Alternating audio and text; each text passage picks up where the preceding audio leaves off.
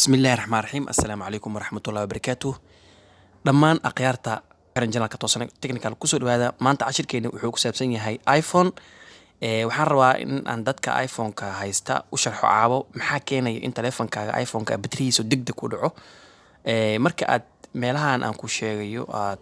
إسكاه جالسوا وح أكيد أنت تلفون إن بتريس أو إلى رسم دونه مركت تلفون كآيفون سيس ديفولت هالكان markaad taawato waxaad arkaysaa halkan exposure-ka ama wax ilo yahay iftiinka inuu zaid yahay marka hore waxa gaabinaysaa iftiinka iska gaabay telefoon iPhone hada haysatid marka horeyso sidoo kale waxa u jeedaa waxyaabo online ah sida Bluetooth inuu iska furan yahay sidoo kale in internet-ku iska daaran yahay Bluetooth kan xir internet-kan iska xir dalka telefoon-kana iska gaabo marka uu horeyso waa tibiska ugu horeeyo hadii aad telefoon-kaaga bateridiisa in yani dhaqsi isan dhicin marka labaad waxaad imaanaysaa halka loo yaqaan settingska waxaan xireynaa halka location ayaa xireynaa marka location u xirno waxaan tageynaa settingska waxaan settingska ka dalbanaynaa halka hoos ay ku qoran tahay halkan hoos ay ku qoran tahay privacy markaad privacy taawato qaybta sare waxa u jeedaa location service halkaas ay taawanaysaa kadib waxa u jeedaa meesha locationka inay ku tahay on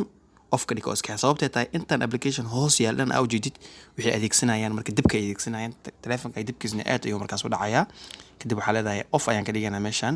location waa meesha laga ogaan lahaa halkan ay ku qoran tahay tracking waa iyadana off ayaan ka dhiganaa meeshan tracking haday on ku tahay sidoo kale adiga off ka dhig hadda way xiran tahay hadii adiga ku furan tahay off ka dhig sidoo kale waxaad halkan xiraysaa marka aad setting joogo halka ay ku qoran tahay battery halka battery ku qoran tahay qaybta hoos ah ayaad xulanaysaa markaad xulato kadibna halkan ay ku qoran tahay low power mode waxaad ka dhiganaysaa on haday off ka tahay on ayaad ka dhiganaysaa oo furaysaa